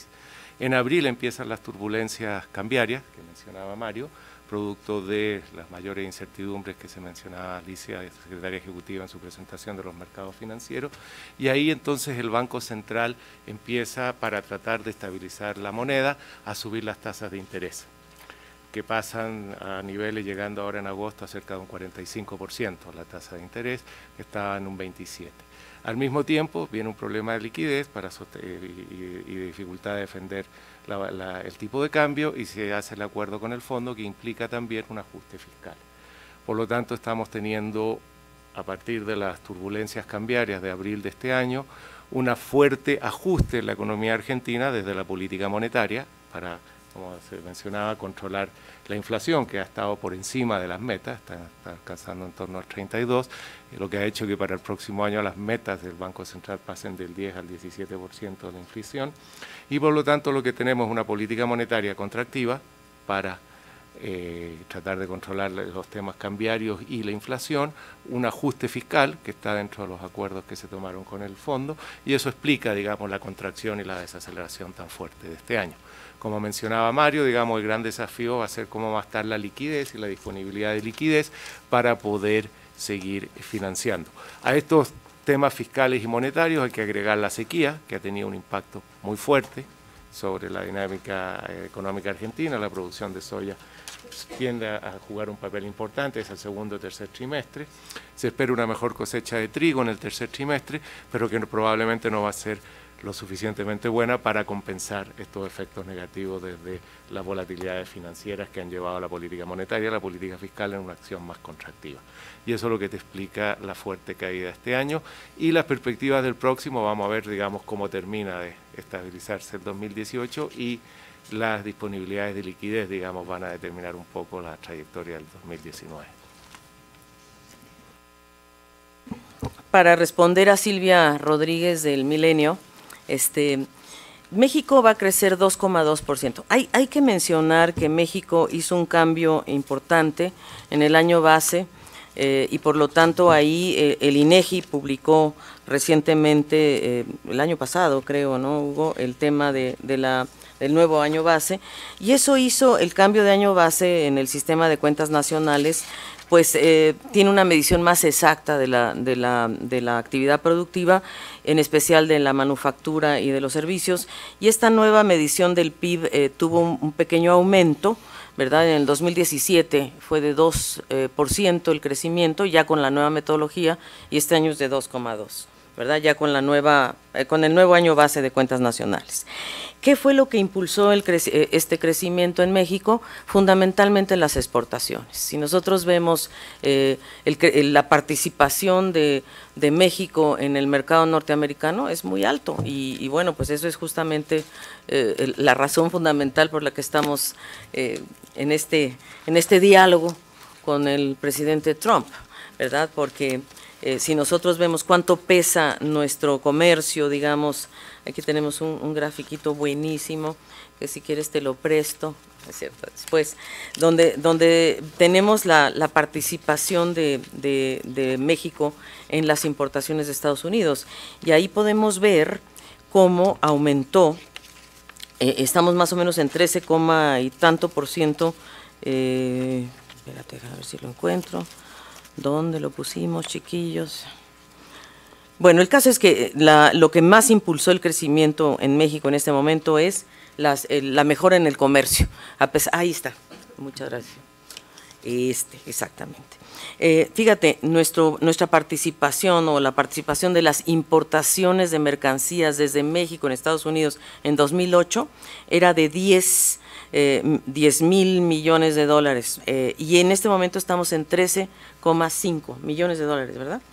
13,500 millones de dólares. Hemos crecido realmente, a pesar de la incertidumbre, en 2017 crecieron 6,9 respecto al año anterior y ya en el primer semestre de 2018 se espera una tasa de 9,1%. Es decir, el comercio, la exportación a Estados Unidos sigue creciendo y su tasa más alta fue en el primer semestre con 13,5%. Entonces, este es uno de los temas centrales. Después, en segundo lugar, hubo un aumento de ingresos públicos petroleros y tercero, actividades de reconstrucción que potenciaron de alguna manera el crecimiento. ¿En dónde es donde nosotros ponemos el ojo? Es en la inversión pública, que esa cayó en menos 36,8%. La inversión, digamos, en infraestructura física fue de menos 36,8%, el menor gasto de capital, digamos, en todo el país, y esto nos parece importante. Y el otro tema es el tema de la inflación. Ahí obviamente se está haciendo un esfuerzo importante. 2017 cerró con un 6,8%, se espera que llegue a 4%, al límite superior del rango meta, pero eso también juega un papel. Y por último, yo diría que en el caso de México, pues hay ciertas incertidumbres, ¿verdad?, en lo que se refiere a el proteccionismo en general. Ahora, creo yo que los temas de infraestructura, como los está planteando el gobierno entrante, pues son señales positivas, importantes, porque se está haciendo el análisis, me imagino que Jiménez Espriu está en eso, analizando pues todas las inversiones de infraestructura que podrían potenciarse en México, empezando por la conectividad, por ejemplo, entre Coatzacoalcos y Salina Cruz, el tren del sureste, la Franja Norte, en fin, creo que hay un proyecto importante o un programa importante de infraestructura. Ahora, ¿qué porcentaje debe ser privado y qué porcentaje público? Creo que eso hay que analizarlo caso a caso, hay que ver en cada caso qué tipo de orientación tiene la inversión que se está proyectando, hacia dónde va dirigida, y creo que pues eso es, supongo que es en lo que se está. Creo que además la conclusión del Telecán, que se anuncia como que puede ocurrir en la próxima semana, ¿verdad? Se esperaba hoy quizá que hubiera algo, pero no fue el caso por algunos problemas. Creo que la próxima semana, más bien. Pero bueno, permitirá mantener niveles de inversión extranjera, ¿no? Ahí hay que ver cómo se puede potenciar. Creo que hay aspectos que le ayudan a México. Creo que la reforma de telecomunicaciones fue muy positiva en materia de contribuir a la entrada de nuevos jugadores y mejorar tarifas. La reforma financiera tuvo también aspectos positivos en materia de inclusión financiera, y la fiscal, sin lugar a dudas, que en el 2013 logró un aumento de 3,5 puntos del PIB. ¿Hacia dónde hay que ir? Nosotros pensamos que un punto muy importante es definitivamente controlar la evasión fiscal para tener mayores ingresos tributarios, o sea, apuntalar el sistema de administración tributaria para bajar las exenciones y la evasión fiscal sobre todo, y analizar con cuidado el tema tributario en ese sentido. Y creemos también que México tiene que mirar, ojalá, hacia el resto de América Latina, Centroamérica en particular. Creo que una alianza con Centroamérica de inversión, de producción, de inversión social, de jugar juntos en esta nueva etapa, creo que es un tema muy importante y que nosotros desde luego apoyamos fuertemente. Y desde luego pues la diversificación de la cartera exportadora, no solamente, sobre todo en destinos, que vaya más allá del mercado norteamericano y que pueda lograr ir hacia Sudamérica, hacia Centroamérica y desde luego hacia el Oriente, ¿por qué no?, y hacia Europa. Se ha ido avanzando mucho en el acuerdo con Europa, así es que creo que por ahí hay aspectos que apuntalar. Pues eso sería, creo, Hugo, no sé si tú quisieras complementar algo en relación a México. Muchas gracias. Pues no, ciertamente, como nuestro secretario ejecutivo ha dicho, creo que es muy importante explorar a la inversión como un nuevo motor de crecimiento para México. Ciertamente la inversión, tanto pública como privada, requieren mayor atención en México, y hemos visto cómo la inversión ha sido la variable de ajuste de la política fiscal, pero esto se da en un contexto de rezagos importantes en materia de infraestructura, pero también en materia, digamos, de la composición de la inversión hacia maquinaria y equipo. Recordemos que el tema de la transformación estructural pasa, sí, por una infraestructura de primer nivel, pero también por un rol también para el sector privado para potenciar las inversiones en maquinaria y equipo, que son los que también potencian la transformación estructural en México, ¿no? Y en ese sentido yo creo que esos nuevos mecanismos que se están explorando con la nueva administración para hacer alianzas público-privadas o pactos de inversión van justo al corazón de lo que puede ser un modelo de inversiones que se constituya como un nuevo motor de crecimiento para México, que por cierto no solo esté orientado al sector exportador, sino también al potente mercado doméstico mexicano. ¿Sabes? Más de 120 millones de habitantes y un gran territorio, pero sí creo yo poner el ojo en la inversión como un potente motor de crecimiento a la economía mexicana. Muchas gracias a nuestros directivos. Vamos a abrir una segunda ronda de consultas. Si hay inquietudes en sala, pido por favor Recuerdo nuevamente de pie para que nos pueda aparecer en cuadro la transmisión que nos hace llegar al resto del mundo. Nombre y medio, si es tan amable. Buenas tardes, soy Dainzú Patiño de Expansión. Dos cuestiones. La CEPAL observa riesgos de que se cancelara la construcción del nuevo aeropuerto en la Ciudad de México. Esto desde la perspectiva económica, pero también me gustaría saber su visión, secretaria, como bióloga, en cuanto a cuál es la perspectiva, acá estoy, saber su perspectiva, o bueno, más bien su visión, como pues considerando que usted es bióloga, de la construcción del nuevo aeropuerto internacional. Gracias. Muchas gracias. Buen día a todos, mi nombre es Juan Carlos Espinosa, vengo representando un medio local originario de Puebla llamado poblanerías.com, y mi pregunta va en torno a la parte que se analizó acerca del mercado laboral, ya que pues vi que bueno, es bastante motivante ver que la tasa de desempleo se está reduciendo, pero mi duda va en torno más en tanto a la parte salarial de una sección de la población que pues, es muy importante y a la cual pertenezco, que es la generación millennial, ya que pues hay datos que indican que el 11% de la generación millennial en México no gana más de 2.400 pesos y solo el 4.4% gana más de 12.000 pesos. Entonces, pues todo esto indica que puede tener algún tipo de repercusión tanto a corto, mediano como largo plazo. Entonces, mi pregunta es, ¿qué impacto cree la CEPAL que pueda tener esto en los retos que mencionan en la síntesis respecto a la inversión? Muchas gracias, Juan Carlos. ¿Una otra inquietud o pregunta en sala? No. Embajador, por favor, si es tan amable. Muchas gracias. Yo primero quisiera agradecer la invitación que nos han hecho a este evento. Quisiera siempre agradecer a CEPAL, a su directora ejecutiva, a Hugo, a los demás compañeros de CEPAL, toda la gentileza y generosidad que han tenido para con El Salvador.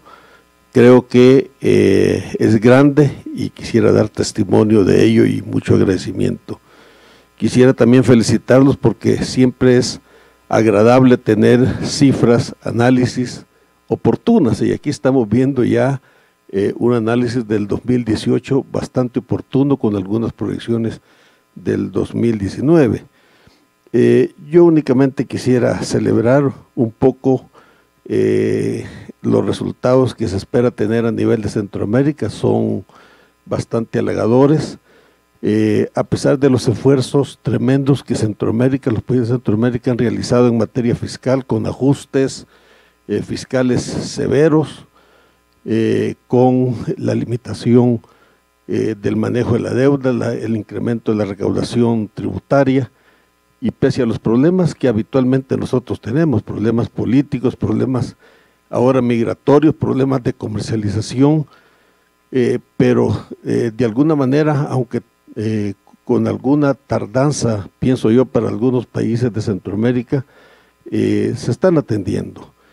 Un ejemplo de eso es la unión aduanera con los hermanos países de Honduras y Guatemala, que de alguna manera van a facilitar el comercio hacia una región más grande que lo que individualmente nosotros somos. El tema de la inversión es un problema bastante serio para nosotros, porque generalmente la inversión de Centroamérica es financiada con préstamos, no con ahorro interno, y eso genera una dificultad bastante grande en incrementar la calidad y el monto de la inversión, porque generalmente estos préstamos están vinculados hacia programas sociales y no para actividades de naturaleza productiva, sí para infraestructura y otro. Y finalmente quisiera, algo que mencionó la secretaria ejecutiva, celebrar que México ha dado muestras, la nueva administración, de que va a ver hacia Centroamérica. Y eso para nosotros los centroamericanos es bastante grande. Tenemos programas importantes como la iniciativa de Tuxtla, el Plan Mesoamérica, que es muy importante, y sobre todo el Tratado de Libre Comercio con Centroamérica, que de alguna manera habría que darle un mayor énfasis. Nos cuesta mucho exportar hacia México, es bastante difícil para Centroamérica exportar hacia México y quisiéramos tener algunas facilidades, sobre todo, no del tratado, sino que del manejo y de la operatividad del tratado. Por lo demás, muchas gracias. Quisiera de veras celebrar haber visto a Alicia nuevamente aquí en su país. Estoy seguro que ella tiene pasado, presente y futuro aquí, y ver amigos como Hugo y los demás compañeros que tanto los hemos molestado en nuestro país. Muchas gracias. Muchas gracias, embajador. Secretaria ejecutiva.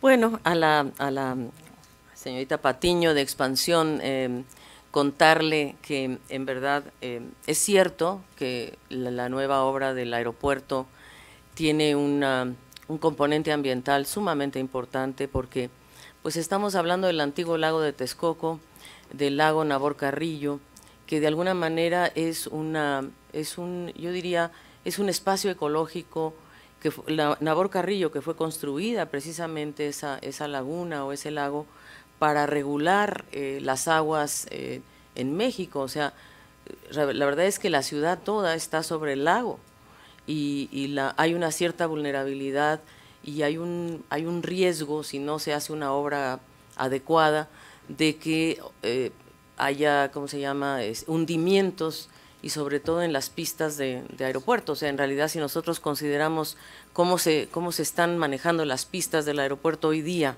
para poder tener pistas niveladas, ¿verdad? La inversión es grande, o sea, hay que estar reparando constantemente, porque el hundimiento de la ciudad es un hecho. Nos vamos hundiendo a medida que vamos extrayendo agua de los mantos acuíferos, pues la ciudad se va hundiendo.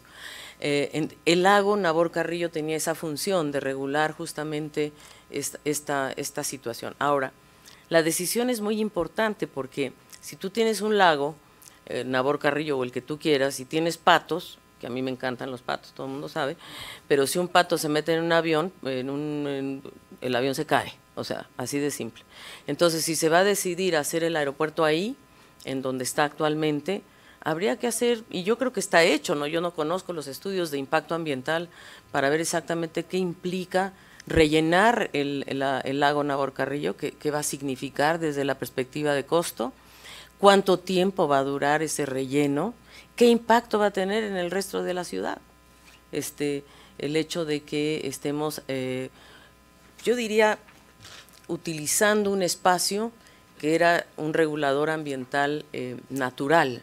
Si lo vamos a impactar, pues entonces hay que ver qué tipo de obras se deberán hacer para que ese impacto ambiental tenga, tenga otro tipo de obras que puedan, por ejemplo, canalizar las aguas, por ejemplo, las inundaciones que ya se están dando en los alrededores de esa zona que ya se está empezando a rellenar, pues ya nos dicen por dónde van a venir los problemas, ¿no? Esta es una ciudad muy complicada.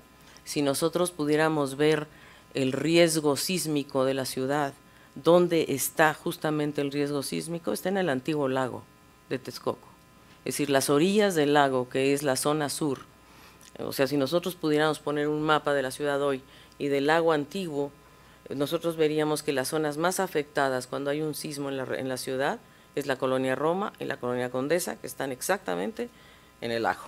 ¿Y cuáles son las zonas que se van salvando? Lo más interesante y lamentable en realidad, el reciente sismo que hubo en la Ciudad de México mostró los contornos del lago, por ejemplo, en División del Norte, en la zona de Xochimilco, pudimos ver con muchísima claridad justamente esto. Entonces, bueno, eso es lo que hay que analizar. ¿Cuáles son los riesgos futuros que puede tener una obra de esta magnitud en la resiliencia, la vulnerabilidad de una ciudad ya de por sí compleja como es la nuestra? Eso, y bueno, yo creo que hay grupos que están haciendo estos trabajos, ¿verdad? En la UNAM incluso hay un equipo trabajando en la evaluación de impacto ambiental mucho más capacitado y con más datos de los que yo tengo. Yo solamente te hablo como me instaste como bióloga y ecóloga, pues te respondo con mucho gusto. A Juan Carlos Espinosa, tu punto es muy importante, porque México tiene un tema de salario, primero de salario mínimo, ¿verdad? Que la CEPAL ha planteado que en las últimas décadas no había habido un aumento de salario mínimo.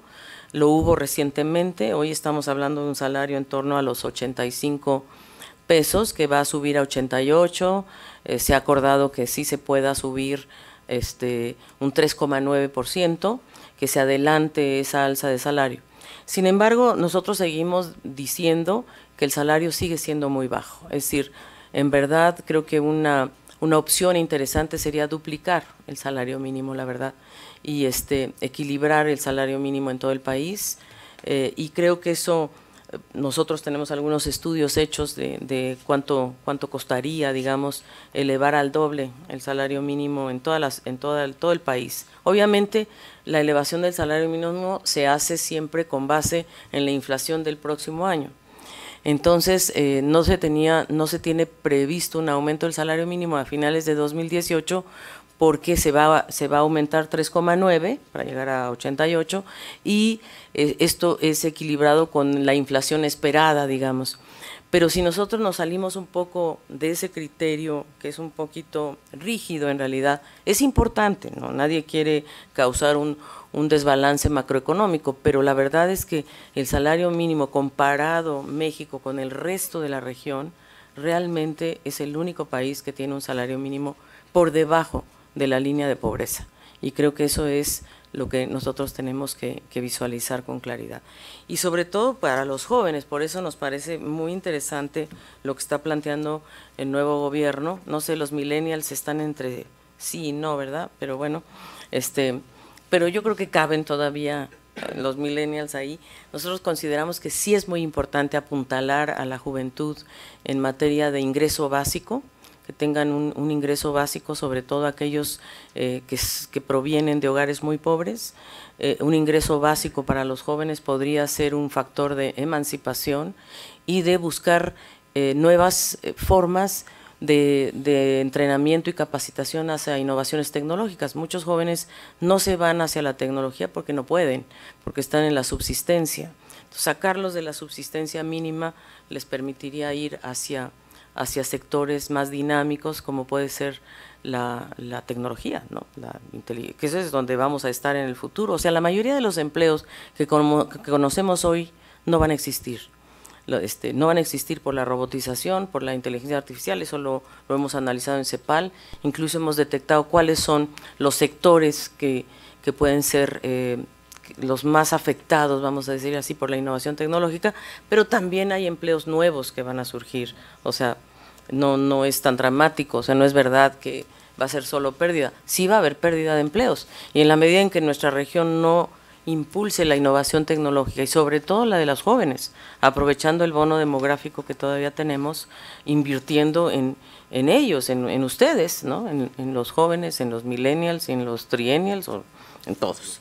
Pero deberíamos invertir mucho más en capacitación y sobre todo en lo que yo llamo emancipación, en el tema de que el joven tenga beca o salario o como le queramos llamar, para que pueda realmente impulsar las áreas que le interese desarrollar.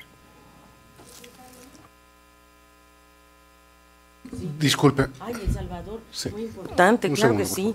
Un momentito, El Salvador. No puedo resistir a hacer un comentario. Revisando las cifras del Salvador, un país con el cual hemos trabajado intensamente y nos han permitido la confianza de trabajar muy de cerca con sus autoridades.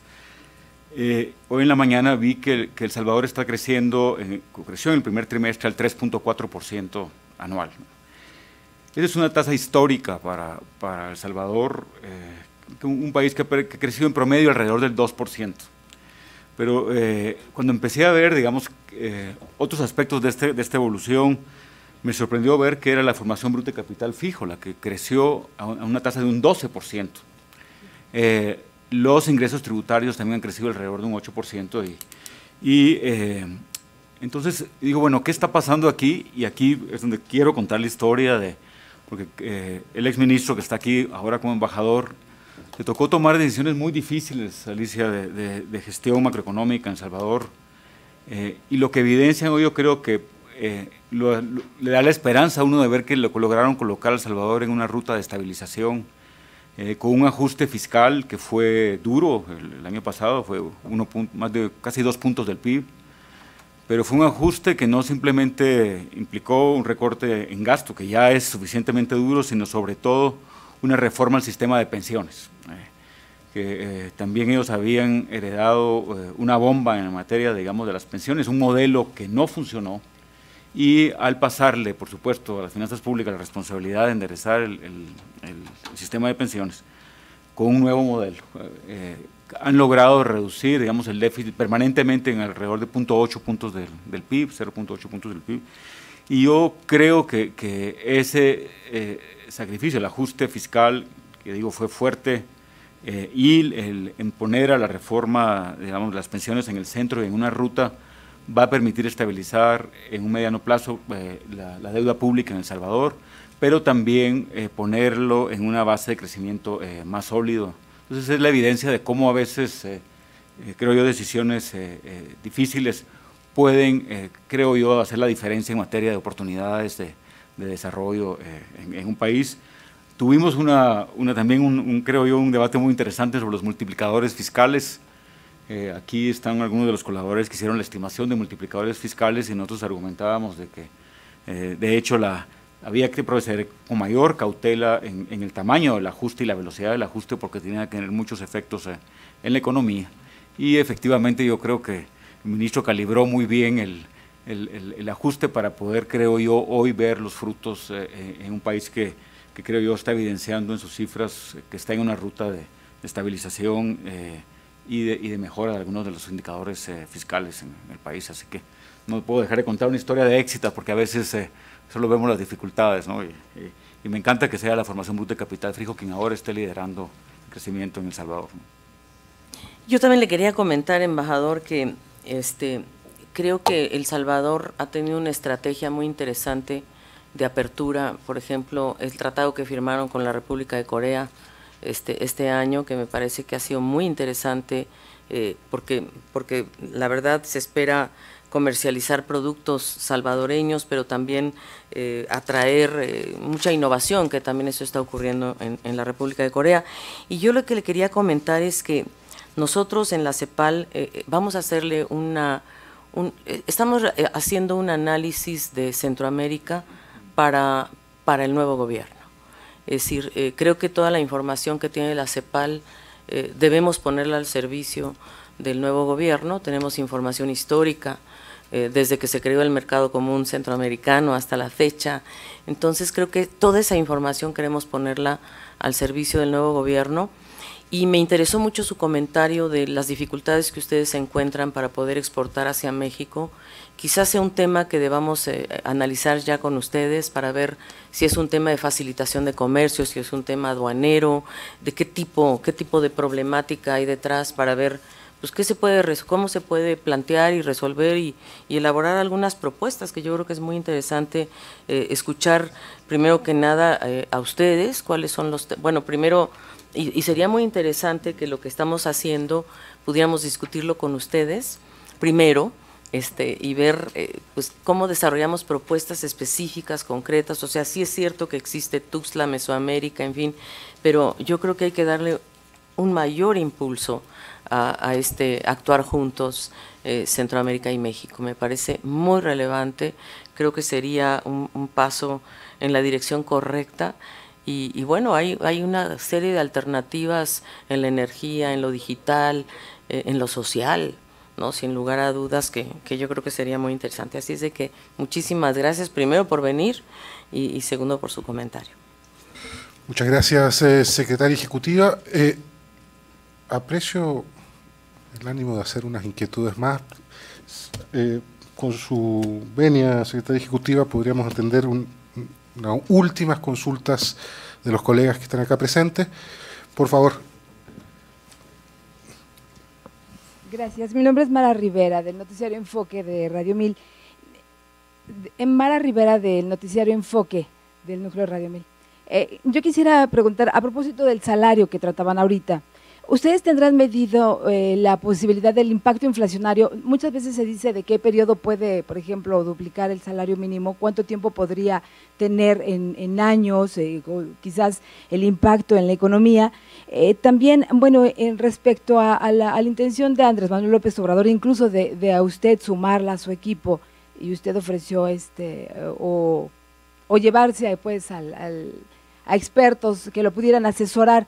Hablaba usted de algunos riesgos o llamaba la atención del proteccionismo que pudiera tocarse en algunos programas, en algunas de las líneas que ha marcado López Obrador. Concretamente, le quisiera yo preguntar alguna opinión respecto a esto de controlar las compras de gobierno, que dada la corrupción y todo que se ha visto, pues resulta pues hasta una buena idea, pero concentrar tanto poder en un oficial mayor, ¿qué riesgos podría tener o no sobre la economía el llevar este control tan importante de todas las compras de gobierno y que tuviera que concentrarse? Y también en inversión pública hemos visto que ha habido una disminución. Ayer tan solo hablaba López Obrador de, pues quizás a lo mejor no poderla incrementar debido a la escasez de recursos, pero sí mantenerla en 0.5% en ciencia y tecnología. ¿Qué podría ser digamos, lo óptimo para pues que pueda también él tener éxito en todos sus programas, sobre todo de llevar el Internet a todo el país? Muchísimas gracias, Mara. Por último, la inquietud que nos plantea la colega en esta primera fila, por favor. Daniela Guzmán de Bloomberg. Mi pregunta es referente a las contracciones en las proyecciones de tasa de variación del PIB para el 2018, particularmente Argentina. Quisiera que alguno de ustedes elaborara sobre esa contracción, que vemos que es una proyección bastante reciente, y los factores que pueden afectar a esa contracción. Y la otra es Venezuela. Quisiera saber si hay algún estudio más profundo que tenga que ver con esta contracción, que obviamente es la gran cuestión aquí, que estamos viendo en una proyección generalmente positiva, pero para Venezuela es de menos 12%. Muchas gracias. Gracias. A ti, Daniela, secretaria ejecutiva. Bueno, en primer lugar, el tema de Mara Rivera, el salario. Digamos, nosotros en CEPAL vemos que si bien el aumento que se pudiera dar del salario en México debe de ser gradual, obviamente. Gradual, cauteloso, nadie está proponiendo digamos lo que pagan en Estados Unidos o Canadá, eso no vamos a llegar a ello, ¿no? Pero sí sabemos que hay diferencias del salario real, digo, aparte del salario mínimo, el salario real en las diferentes, hay una gran brecha territorial respecto al salario real. Entonces, el tema es cómo puedes impulsar, por un lado, la productividad, ¿no? Porque impulsar la productividad te va a permitir, tiene impactos directos sobre el salario, sin lugar a dudas, ¿no? Si tú ves los trabajadores de la industria maquiladora o de la industria automotriz, pues son de los que más salarios más altos tienen, pero también son trabajadores con alta productividad. Entonces, sí hay que hablar de aumento de salario, pero hay que hablar de aumento de productividad. Y eso se conecta, desde luego, con el tema de ciencia y tecnología.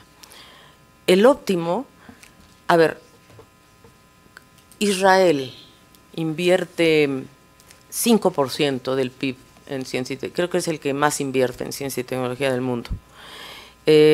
La OCDE invierte 2,5%. China, pues alrededor del 3%, se está convirtiendo en un gran jugador de ciencia y tecnología. Entonces, esa decisión de cuánto queremos invertir en ciencia y tecnología pasa por, otra vez, la gradualidad. Lo que no podemos es estar en 0,5% del PIB. Eso no te va a tener un impacto, pero no debe de ser solo una inversión pública. La composición de la inversión en ciencia y tecnología en Europa, en Corea, en Israel mismo, más invierte la empresa privada en ciencia y tecnología que el público. Entonces, nuevamente tienes creo yo que ahí se pueden lograr alianzas muy importantes entre el sector público y el sector privado para impulsar la ciencia y la tecnología y aumentar la productividad en sectores y jugarse por sectores dinámicos. Por ejemplo, en México, 2 sectores que han sido muy dinámicos fue la industria automotriz y la industria aeroespacial. Si nosotros vamos a analizar la industria aeroespacial y cuánto se está invirtiendo en ciencia, tecnología e innovación en el clúster aeroespacial del centro de México, es mucho más alto que el 0,5%. Hay que calcularlo, pero yo creo que es mucho más alto, porque ya ahí se está haciendo investigación, se está aplicando ciencia, se está haciendo innovación, incluso ya hay partes y piezas de la industria aeroespacial que solo se fabrican en México. Entonces, ahí tenemos un ejemplo de un sector dinámico, y creo que lo que México tiene que lograr es encontrar esos frentes de expansión dinámicos que le permitan hacer clústeres público-privados y que se invierta en la capacitación, en la formación, en universidades, pero yo te diría articulado. El problema es cómo articulamos todo esto. Tu otra pregunta era, ¿qué voy a hacer yo en la vida, verdad? Sí. Mi compromiso con el nuevo gobierno es apoyarlos en todo lo que están proponiendo, y creo que lo podemos hacer de una manera más eficaz desde la CEPAL. Y eso es lo que estamos haciendo. Es decir, que nos vayan diciendo cuáles son los temas que más les interesa y que nuestra institución pueda aportar con las cifras, los datos, los análisis. Creo que eso puede ser mucho más efectivo, digamos, para poder ayudar y apuntalar en los proyectos que tienen en la mirada, ¿no? Por ejemplo, el de Centroamérica, creo que una institución que puede aportar somos nosotros, porque tenemos toda la historia en las manos y tenemos además magníficas relaciones con los gobiernos de Centroamérica y más bien creo que la propuesta tiene que ser desde Centroamérica a México y no de México a Centroamérica. Fíjate, por ejemplo, ahí yo haría un cambio político profundo. La propuesta tiene que ser desde Centroamérica hacia México y no al revés. Entonces, ese es el tipo de aporte que nosotros podemos hacer desde CEPAL, o hacerles el estudio del salario. Por ejemplo, lo que tu gran pregunta de cómo se debe aumentar gradualmente para que no tenga un impacto en inflación, y podemos convocar otros grupos. Aquí está Mauricio María y Campos, está la UNAM, hay un montón de gente que tiene ganas de colaborar. Entonces, ante preguntas específicas, yo creo que la CEPAL puede ser un convocante de otros expertos, porque yo creo que lo que nos interesa a todos es que a México le vaya bien. Y yo creo que eso es lo que urge que a México le vaya bien y que los proyectos que se estén eligiendo sean certeros y sean esos frentes de expansión económica y social y productiva que yo creo que todos están esperando. Así es de que eso es lo que yo voy a hacer.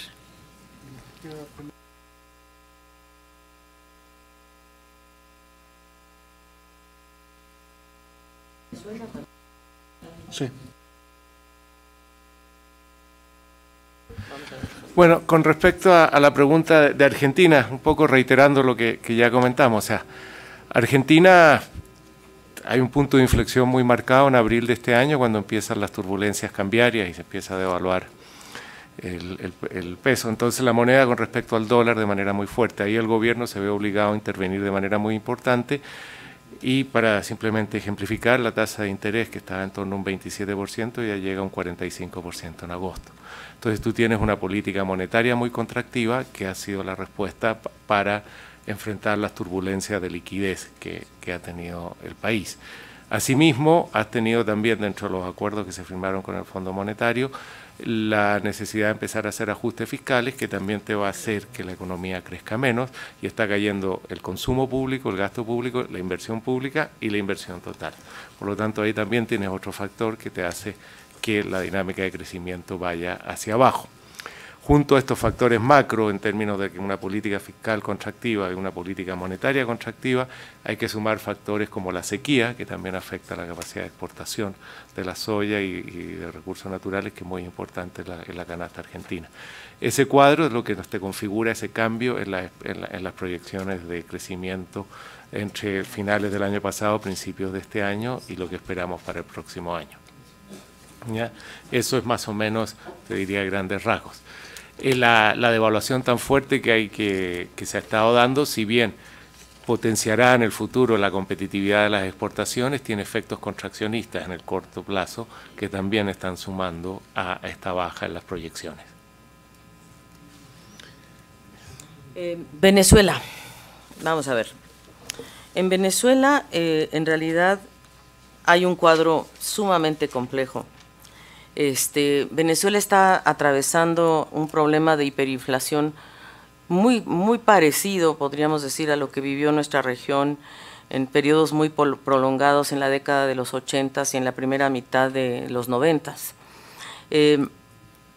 Venezuela ha atravesado una contracción del Producto Interno Bruto del 43%, cuando comparamos con el valor de 2013 y el cierre del 2018. O sea, la economía realmente se ha contraído en forma muy importante.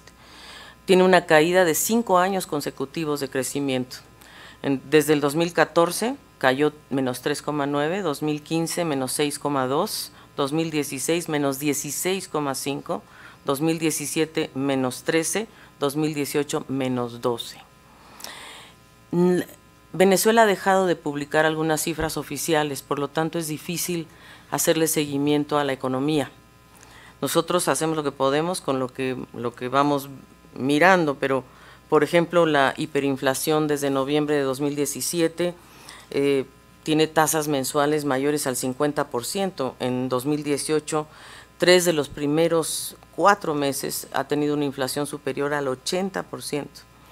Entonces, para junio la inflación fue de 124.8% y en julio de 125%. El salario mínimo hoy vuelve a tener un nuevo ajuste, ¿no? Entonces, ha tenido 5 ajustes y desde luego el tipo de cambio, ¿no? Y lo que están haciendo ahora de recortarle 5 ceros a la moneda, eso ya te puede hablar un poco de qué se trata esta hiperinflación y las tasas cambiarias. Creo que el tema más complejo que también está atravesando Venezuela es que el endeudamiento que han tomado es cada día más caro, cada día más escaso y por lo tanto cada día tienen menos capacidad para sostener su deuda, su endeudamiento. El otro tema es la producción del crudo, la producción de petróleo, que ha caído en forma muy importante y eso es lo que se ha destinado fundamentalmente al pago de la deuda. Entonces, Venezuela está enfrentando una caída de producción en la producción petrolera y una caída significativa en las exportaciones petroleras, o sea, la caída acumulada de la exportación petrolera entre 2013 y 2017 es del 60%.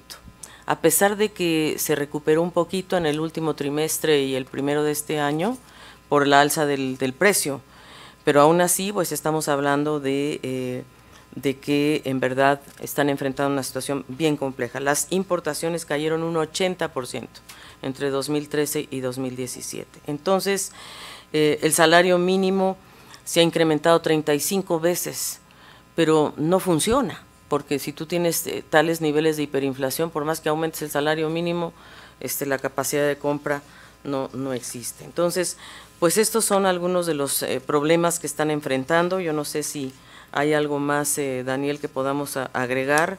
Es muy complejo lo que está ocurriendo. Los anuncios, creo que hay anuncios correctos o de lo que van a hacer en la dirección correcta. Creo que a little bit too late, o sea, poco y tarde, creo yo, porque sí están proponiendo, por ejemplo, normalizar el precio de la gasolina a precio de mercado, pero pues eso sí, es muy importante que lo hagan y pronto, pero pues ese es uno de los grandes temas que era relevante hacerlo hace tiempo.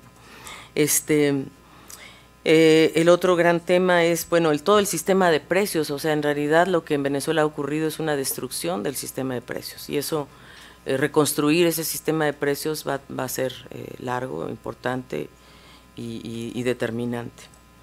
No sé si tú quisieras agregar algo, Daniel, a este lúgubre panorama.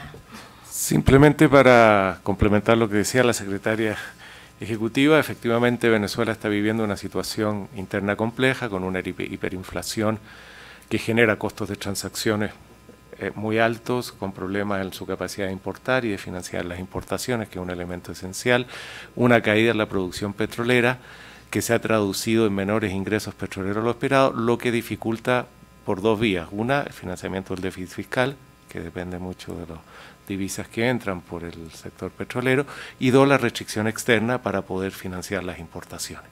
Y eso ha llevado a que la economía haya tenido que seguir haciendo un ajuste muy fuerte y este año estamos estimando una caída del 12%. Las medidas que se han estado anunciando desde hace un par de días, como decía la secretaria ejecutiva, algunas apuntan en la dirección correcta, pero lamentablemente todavía un poquito tarde y tímidas, y hay que esperar a ver cómo se evoluciona.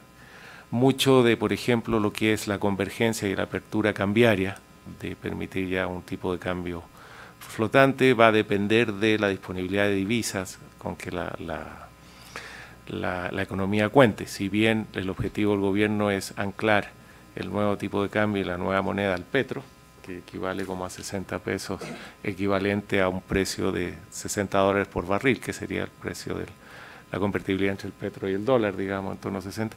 Habrá que ver qué pasa con la dinámica de esta moneda digital, la liquidez en dólares, y ver cómo se sostiene. Y desde esa perspectiva es que para este año estamos esperando una caída y el próximo año todavía no tenemos muy claro cómo se va a desarrollar.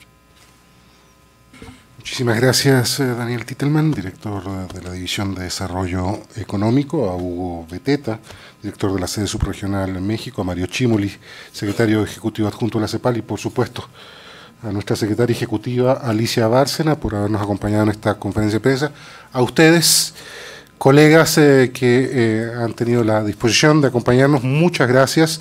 Reiteramos que todos los materiales informativos relacionados con este lanzamiento se encuentran ya en la página web de la CEPAL, las tablas, la presentación, el informe completo, así que para quienes estén acá y quienes han seguido esta conferencia de prensa a través de internet, ya está todo el material en la página web de nuestra organización. Muchísimas gracias por su participación y atención. Quedamos, por supuesto, en la Unidad de Información Pública a su disposición para cualquier consulta posterior. Muchísimas gracias y hasta luego.